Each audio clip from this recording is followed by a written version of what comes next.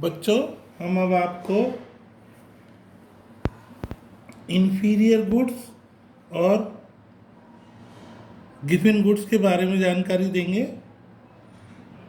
Inferior हीन वस्तुएं और गिवन वस्तुएं क्या होती है, इसके बारे में जानकारी देंगे। तो सबसे पहले हम आपको, जैसा कि चित्र के माध्यम से पूर्व में भी बता चुके हैं, कि सबसे पहले OX अक्ष खींचा जाता है, जैसा कि इस चित्र में दिया गया है। OX अक्ष बनाया गया है और OX अक्ष बनाने के बाद हम इस तरीके से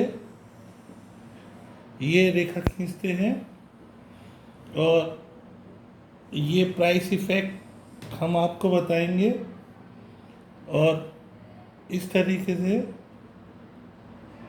सब्स्टिट्यूशन इफेक्ट जानने के लिए ये इस रेखा को खींचेंगे। ये यहाँ पर हमारा इनकम इंडिफरेंस कर्व और ये EF सब्स्टिट्यूशन इफेक्ट है। ये सब्स्टिट्यूशन इफेक्ट ये बताता है। अब हम देखेंगे कि इन्फीरियर गुड्स जो होती है उसमें कंडीशन कैसे होती है। इन्फीरियर गुड्स के बारे में ये कहा गया है कि नेगेटिव इनकम इफेक्ट होता है।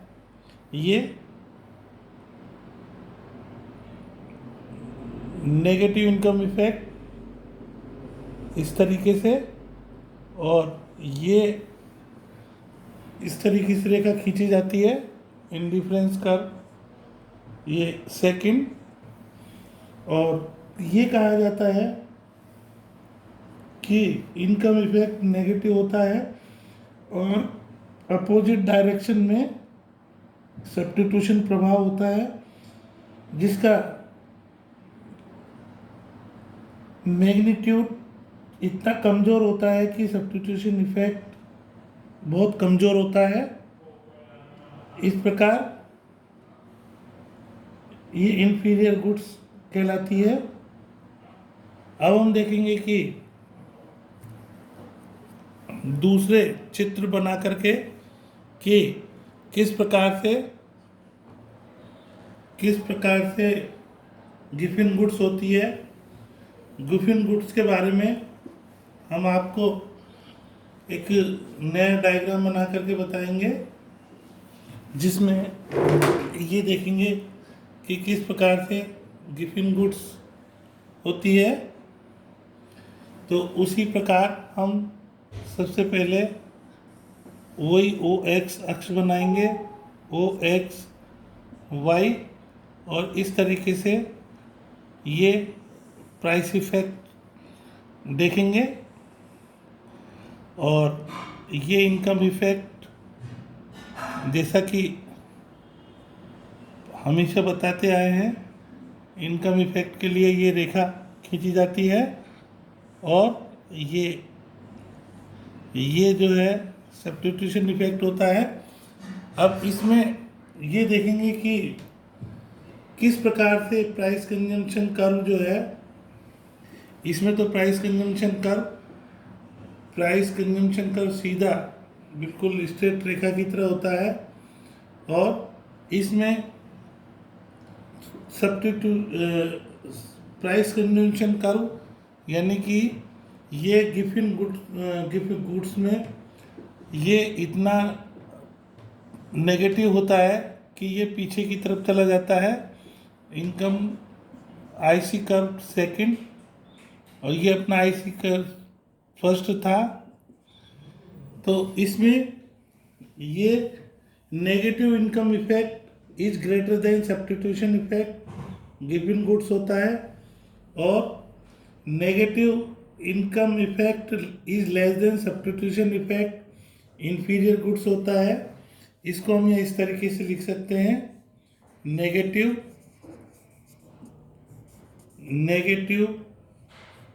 Income effect is less than substitution effect. ये होता है इंफीरियर गुड्स के बारे में, इंफीरियर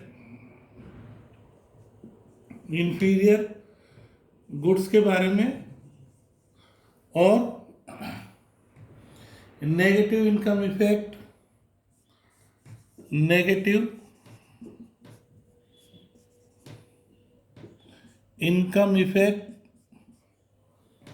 ये greater than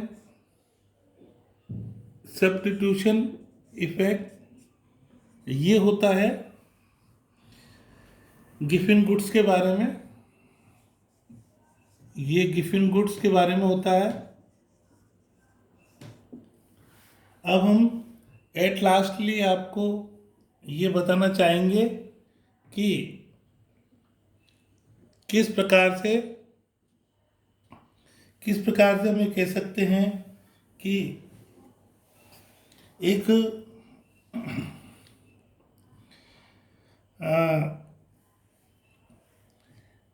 change in Giffen goods, every Giffen goods is an inferior goods, यानी कि प्रत्येक गिफिन गुड्स इंफीरियर गुड्स हो सकती है, परंतु प्रत्येक इंफीरियर गुड्स गिफिन गुड्स नहीं हो सकती।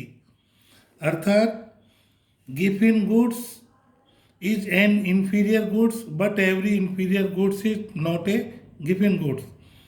ये हम आपको इन चित्रों के माध्यम से बताना की कोशिश की है। और इसमें देखने वाली बात यही है कि प्राइस कंजम्पशन कर्व का शेप किस तरीके से होता है। तो इस तरीके से ये प्राइस कंजम्पशन का शेप ऊपर की तरफ चला जाता है, income consumption curve, price consumption curve इस तरीके से ये पीछे की तरफ चल जाता है। सब्स्टिट्यूशन इफेक्ट और प्राइस इनकम इफेक्ट दोनों बराबर होते हैं इसमें। तो इस प्रकार से ये जी बिंदु और ये हमारा शुरू का ई बिंदु और एफ बिंदु इस तरीके से होता है। यहाँ पर भी हम इसको जी बिंदु कह सकते हैं। इस प्रकार से ये गिफिन गुड्स और इंफीरियर गुड्स के बारे में आपको संक्षिप्त जानकारी दी गई है। That's all.